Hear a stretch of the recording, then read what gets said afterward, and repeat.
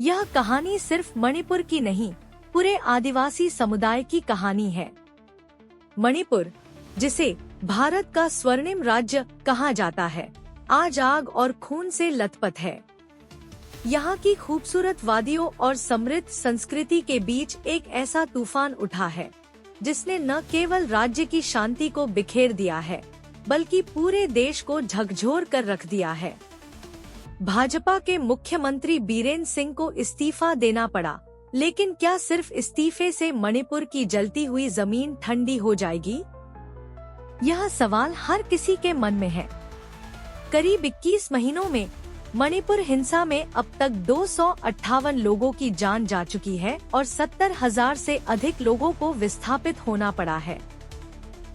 क्यों भड़की आग? मणिपुर में हालिया हिंसा की जड़ें गहरी हैं।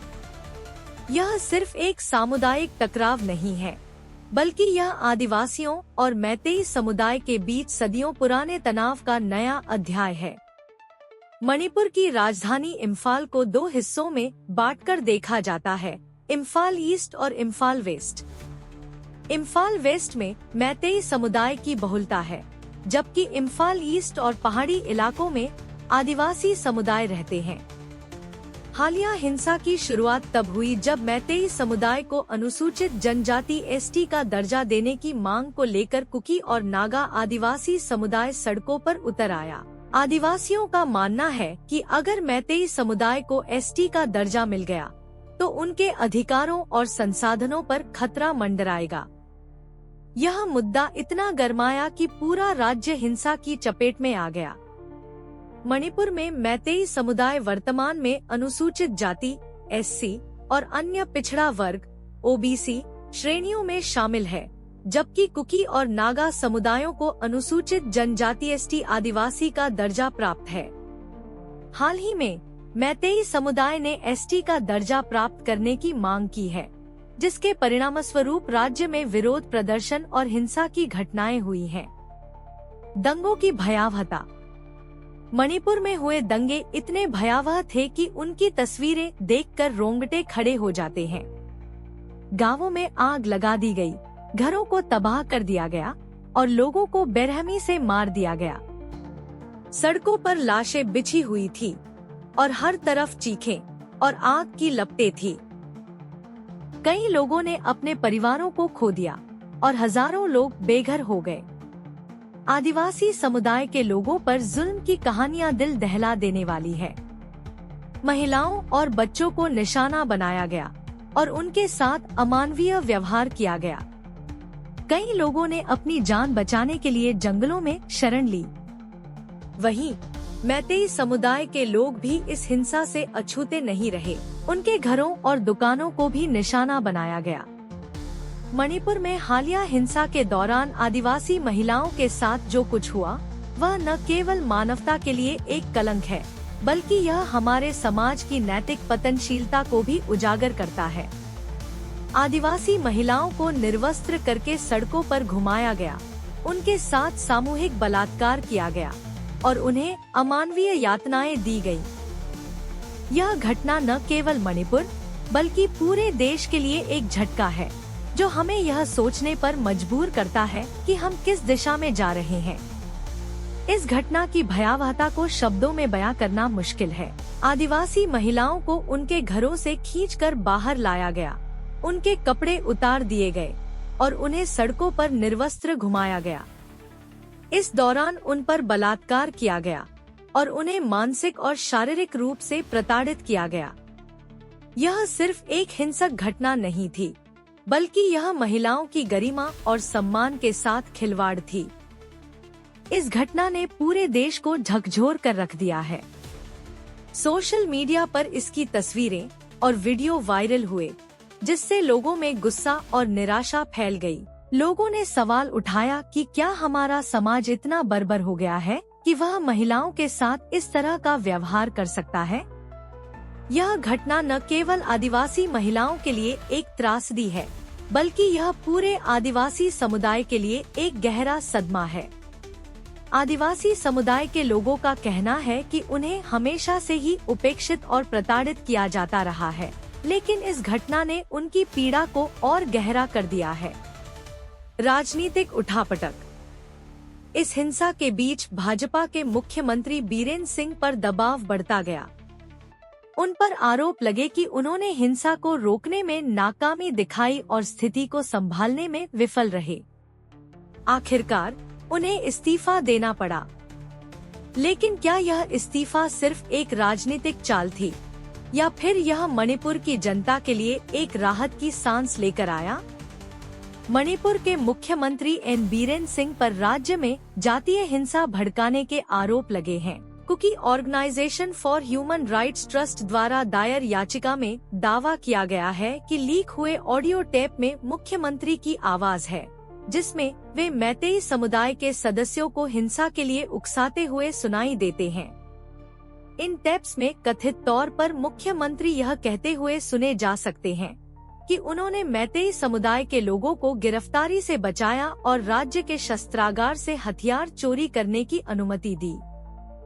सुप्रीम कोर्ट ने इस मामले में संज्ञान लेते हुए केंद्रीय फोरेंसिक विज्ञान प्रयोगशाला CFSL से 6 हफ्तों के भीतर सीलबंद लिफाफे में फोरेंसिक रिपोर्ट प्रस्तुत करने का निर्देश दिया है। मुख्य न्यायाधीश संजीव खन्ना और न्यायमूर्ति PV संजय कुमार की पीठ ने यह आदेश जारी किया। वहीं मुख्यमंत्री बीरेन सिंह ने इन आरोपों को खारिज करते हुए कहा है कि उनका किसी भी हिंसा भड़काने वाले कृत्य से कोई संबंध नहीं है और यह उनके खिलाफ एक साजिश है। आपको क्या लगता है, कमेंट में लिखें। आदिवासियों का संघर्ष। मणिपुर की इस हिंसा के पीछे आदिवासियों का वह संघर्ष छुपा है जो सदियों से चला आ रहा है। आदिवासी समुदाय अपने अधिकारों और पहचान के लिए लड़ रहा है। उनका मानना है कि अगर मैतेई समुदाय को ST का दर्जा मिल गया तो उनके संसाधनों और अधिकारों पर खतरा होगा। आदिवासी समुदाय के लोगों का कहना है कि उन्हें हमेशा से ही उपेक्षित किया गया है। उनके पास न तो पर्याप्त शिक्षा के साधन हैं और न ही स्वास्थ्य सुविधाएं। उनकी जमीनें और जंगल उनसे छीने जा रहे हैं और उन्हें अपनी ही धरती पर बेगाना बना दिया गया है। दोनों पक्षों की चिंताएं। मैतेई समुदाय का कहना है कि उन्हें भी अपने अधिकार चाहिए। वे मणिपुर की मुख्यधारा में शामिल होना चाहते हैं और उन्हें भी वही अवसर मिलने चाहिए जो आदिवासी समुदाय को मिलते हैं। वे मानते हैं कि ST का दर्जा मिलने से उनकी स्थिति मजबूत होगी और उन्हें समान अवसर मिलेंगे।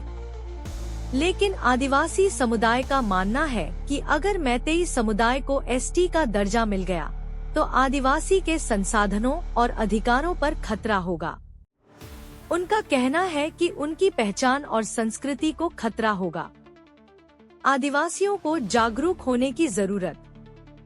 मणिपुर की इस हिंसा ने एक बार फिर से यह सवाल खड़ा कर दिया है कि आदिवासी समुदाय को उनके संवैधानिक अधिकार क्यों नहीं मिल पा रहे हैं। आदिवासियों को अपने अधिकारों के लिए जागरूक होने की जरूरत है। उन्हें यह समझने की जरूरत है कि उनके पास क्या अधिकार हैं और उन्हें कैसे हासिल किया जा सकता है।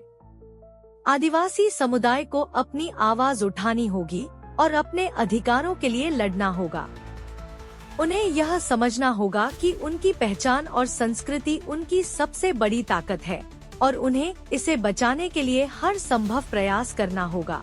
भारत के विभिन्न राज्यों में फर्जी आदिवासी प्रमाण पत्रों के माध्यम से संवैधानिक अधिकारों का दुरुपयोग एक गंभीर समस्या बनती जा रही है। गुजरात में आदिवासी समुदाय लंबे समय से फर्जी प्रमाण पत्र जारी करने के खिलाफ संघर्षरत है।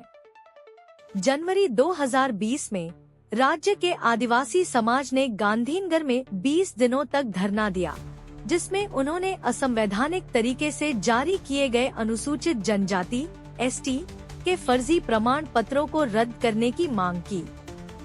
छत्तीसगढ़ के कोंडागांव जिले में भी फर्जी आदिवासी जाति प्रमाण पत्र के माध्यम से सरपंच पद का लाभ उठाने का मामला सामने आया। सर्व आदिवासी समाज ने इस पर कड़ी आपत्ति जताते हुए प्रशासन से उचित कार्रवाई की मांग की। इन घटनाओं से स्पष्ट होता है कि फर्जी प्रमाण पत्रों के माध्यम से गैर आदिवासी व्यक्तियों द्वारा आदिवासी समुदाय के लिए आरक्षित पदों और सुविधाओं का अनुचित लाभ उठाया जा रहा है। यह न केवल आदिवासी समुदाय के संवैधानिक अधिकारों का हनन है, बल्कि उनके सामाजिक और आर्थिक विकास में भी बाधा उत्पन्न करता है। इस प्रकार की धोखाधड़ी आदिवासी समुदाय के प्रति एक साजिश के रूप में देखी जा सकती है, जिसका उद्देश्य उनके अधिकारों को छीनना है। आदिवासी संगठनों और सामाजिक कार्यकर्ताओं का मानना है कि फर्जी प्रमाण पत्रों के माध्यम से आदिवासी समुदाय के अधिकारों का हनन एक गंभीर मुद्दा है, जिसे तत्काल सुलझाने की आवश्यकता है। वे सरकार से मांग कर रहे हैं कि ऐसे मामलों की गहन जांच की जाए और दोषियों के खिलाफ सख्त कार्रवाई की जाए, ताकि आदिवासी समुदाय के संवैधानिक अधिकारों की रक्षा हो सके। निष्कर्ष, मणिपुर की यह हिंसा सिर्फ एक राज्य की कहानी नहीं है, बल्कि यह पूरे देश के लिए एक चेतावनी है। यह हमें यह याद दिलाती है कि हमें आदिवासियों और अन्य पिछड़े समुदायों के अधिकारों की रक्षा करनी होगी। हमें यह सुनिश्चित करना होगा कि हर नागरिक को उसके संवैधानिक अधिकार मिले और कोई भी समुदाय उपेक्षित न रहे। मणिपुर की आग को बुझाने के लिए सिर्फ राजनीतिक इस्तीफे काफी नहीं है।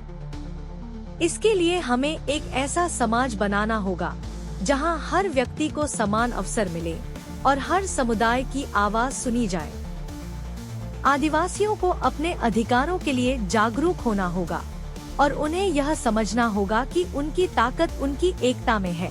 मणिपुर की यह कहानी हमें यह सिखाती है कि अगर आदिवासी समुदाय ने समय रहते सबक नहीं सीखा, तो यह आग और भी भयावह रूप ले सकती है।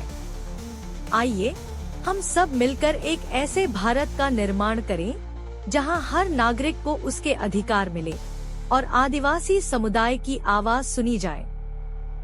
डॉक्टर भाविन कुमार शांतिलाल वसावा, भरूच।